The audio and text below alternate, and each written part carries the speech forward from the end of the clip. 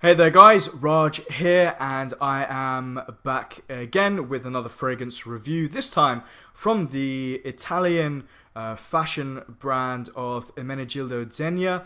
They have a line known as the Essenze collection, and I've been reviewing a few of these fragrances recently, and this time it is time for me to review Indonesian Oud. So, reviewing another Oud-based fragrance today. If you didn't see my last video, I reviewed Maison Francis Kurkdjian's Oud Satin Mood, and this is one that I sort of bought this, by the way, just so you guys know, I bought this actually off eBay, off a seller that I've bought off from before, so it's quite cool. You get this like travel atomizer, and you get the juice inside, so these are quite handy to carry around.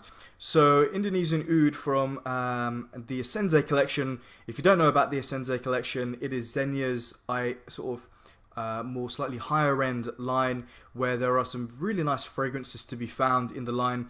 I find that they're very sort of focused on the notes that is in the title, and they do those notes really well. Sometimes though, I wish there was a little bit more going on, but quality is definitely there in terms of ingredients. And if you're looking for a very authentic and quite powerful, slightly skanky oud fragrance, this is definitely the one for you. This is a little bit scary, this fragrance, to me, and I'll be totally honest with you guys, I did not feel comfortable wearing this out in public when I was going to be around people that I knew. So I did wear it out, but this is quite maybe a little bit too challenging for me. And I just had a gut feeling that this wouldn't be perceived well by others around me. It's maybe a little bit too challenging for myself. And if I'm saying that about myself, I imagine other people would think the same. So this was more of a personal fragrance when I was at home, just testing out. It's good to try new things, and sometimes when I went out, when I wasn't seeing anybody, I threw this fragrance on. So comes like, this is actually the Zegna website, so it comes like in this. That's how it looks like, basically. Just so you can get an idea of the bottle, and in here they give like a basic breakdown. They say there's bergamot, there's Indonesian Oud, there's rose, there's amber and patchouli. They say that it's ceremonial, ancient and prized. This oud is distilled via centuries-old methods and blended with amber and myrrh for a compelling juxtaposition. This fragrance comes in a couple of sizes and is going to cost you probably around like £146. That's what I've seen online for 125 ml. So it's, as far as like high-end fragrances go, it's relatively more affordable. I don't know the best way to say it, but anyway. So this fragrance from the opening is like, it really knocks out your nose. Really, it's so potent. It is. I mean, I've sprayed this on about an hour ago, so I'm not getting the opening, but the opening was, oh my god, so skanky. It really reminded me of, if you guys know, it's quite gross, but you know, plasters or like band-aids. So you have like, you've cut yourself and you have a band-aid or a plaster, and you kind of take that off. There's like this funky smell that comes from this plaster, which is really gross, and it kind of is in here. It's kind of antiseptic, like mixed in with some sort of antiseptic fungal cream. It smells a bit gasoline-like. It smells like something industrial and something that is like gone off. It smells a little bit sweaty. There's like a spicy, woody element in here, giving me all of this feeling. And in the opening, probably about half an hour to an hour, honestly, I think it's quite disgusting. I really dislike it, and I have to be honest with you guys. It does settle down to something a little bit more bearable, just about. There is actually, I think, quite a nice smoky, almost peppery type cedarwood note that comes in here. I think it's not listed in the note breakdown, but that's kind of what I get. It's almost sawdusty, and potentially it's coming from this patchouli, actually.